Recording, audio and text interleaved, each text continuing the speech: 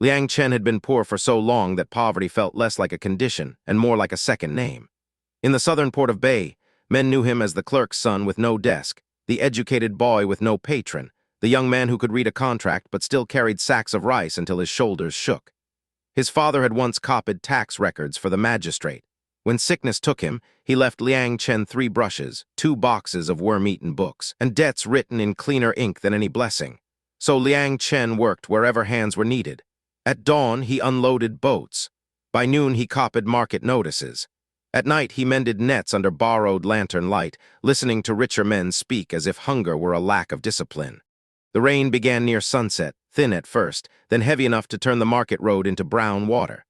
Liang Chen was walking home with one steamed bun tucked inside his sleeve when his foot struck something soft beneath a broken cart wheel. He bent down and pulled a silk bag from the mud. It was tied with a blue cord, the kind used by noble households, not dock workers. He should have carried it straight to the watchman. Instead, his fingers tightened around it. A poor man learned to recognize danger by weight, and this little bag was heavy. He hurried through the rain, past shuttered stalls and dripping red lanterns, until he reached the one-room house he rented behind the fish market. Inside, Liang Chen barred the door and lit an oil lamp. The flame trembled as he opened the bag. Gold spilled into his palm, not coins, a necklace. A phoenix necklace, its wings shaped from braided gold, its eyes made from tiny dark pearls, its breast set with a green jade drop, and along its neck a row of clear stones that caught the lamp and broke it into white fire. Liang Chen had seen rich women wear silver. He had seen merchants count strings of cash. He had never seen anything like this. It was worth more than his room, more than his street, maybe more than every roof in Bay Village. For one breath, the world became very simple. If he kept it, he would never carry sacks again. Then a voice rang through the rain outside. A town crier moved down the alley, striking a wooden clapper. Reward for the return of Lord Shen's lost necklace. Reward in silver for the honest hand that brings it back.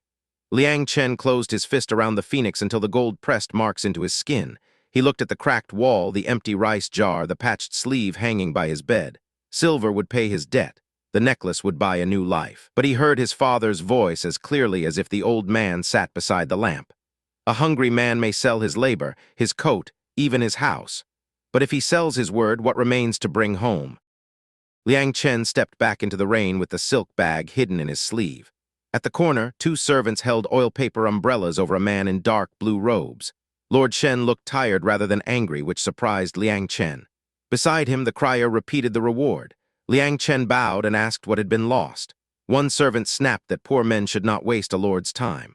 Lord Shen raised a hand to silence him.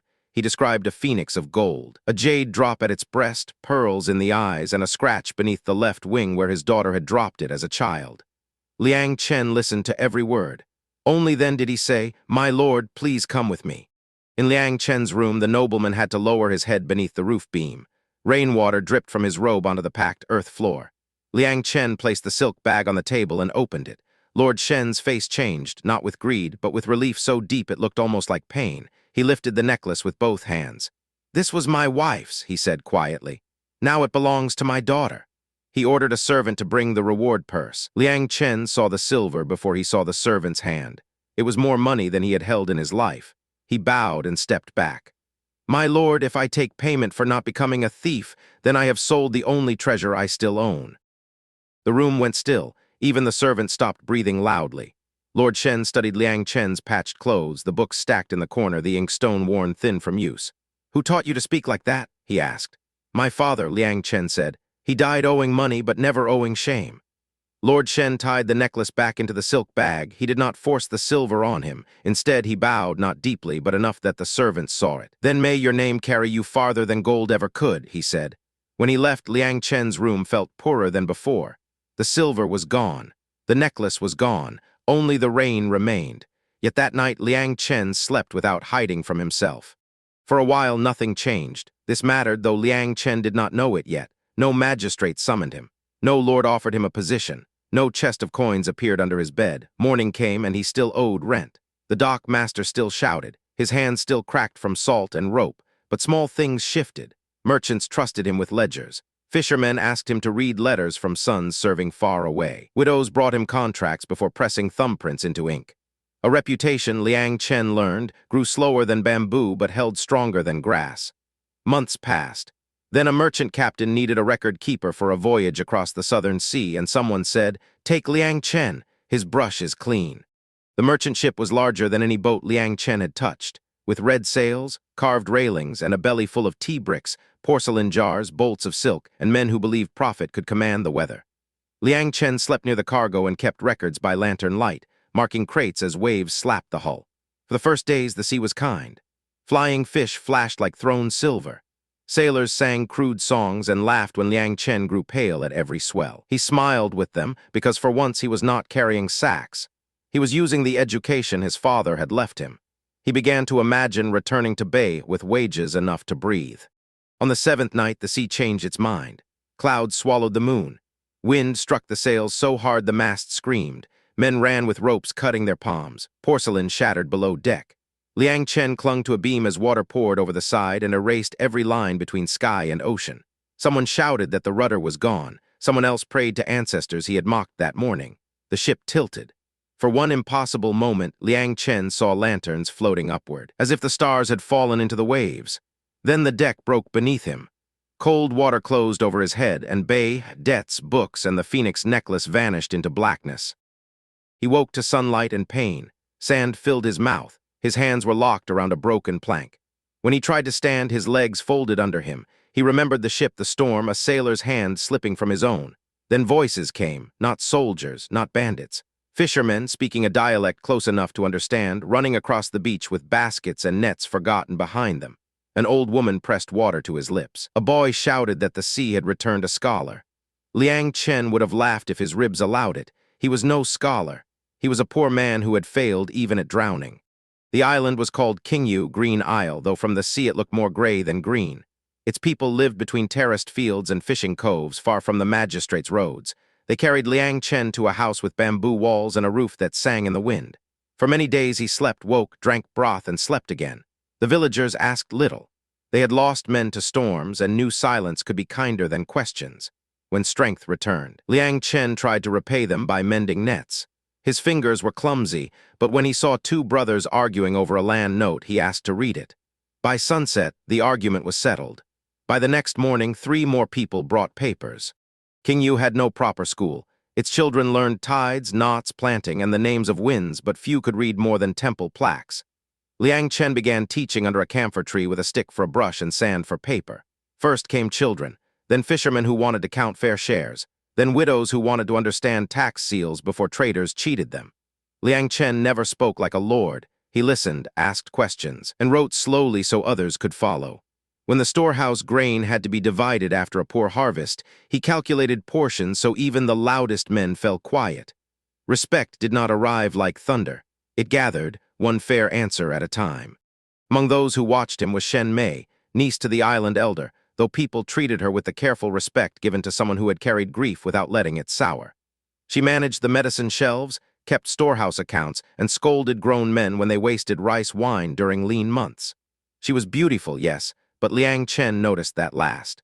First, he noticed that she never praised him when praise would make him proud. Then he noticed that she brought extra ink when his brush split. Then he noticed that children behaved better when she stood nearby pretending not to smile. Qingyu began to whisper. A teacher from the sea, a woman with a house too quiet, perhaps heaven had plans. The elders came after the autumn harvest. They wore clean robes and serious faces, which meant the matter had already been discussed without him. They asked Liang Chen to remain as teacher and advisor. Then, with more hesitation, they said Shen Mei had not refused the thought of marriage if Liang Chen was willing. His heart moved before his mouth did. But shame rose faster. He thought of his rented room in Bay, of hands cracked by rope, of being a man with no family land and no dowry worth naming. "I washed onto your shore with nothing," he said. "A wife should receive more than a rescued stranger." Later, Shen Mei found him by the water and asked, "Do you refuse me because you do not want me, or because you still think poverty is your name?" Liang Chen did not answer quickly. That was one thing Shen Mei liked about him. He gave truth time to become clear. At last he said, "I am afraid that if I accept happiness, people will think I stole it." Shen Mei looked toward the sea where evening light turned the waves bronze. "People always think something," she said. "Let them think we chose well." They married in the island way with red cloth tied between their wrists, bowls of sweet rice, and lanterns hung from bamboo poles. Children he had taught threw flower petals badly and laughed when the wind returned them. For the first time since his father died, Liang Chen felt not rescued, not pitied, but welcomed. That night, Shenmei led him into her family house. It was simple but old, with carved screens, cedar chests, and a shrine tablet darkened by incense. Liang Chen stopped beside one open chest. Inside, folded in blue silk, lay a gold phoenix necklace. The jade drop, the pearl eyes, the scratch beneath the left wing. His breath left him. Shenmei saw his face and went pale. "So you know its worth," she said.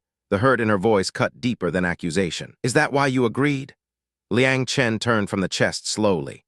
He told her about the rain in Bei, the silk bag in the mud, Lord Shen under his low roof, and the silver he had refused because he did not want to sell his word. Shenmei sat before he finished.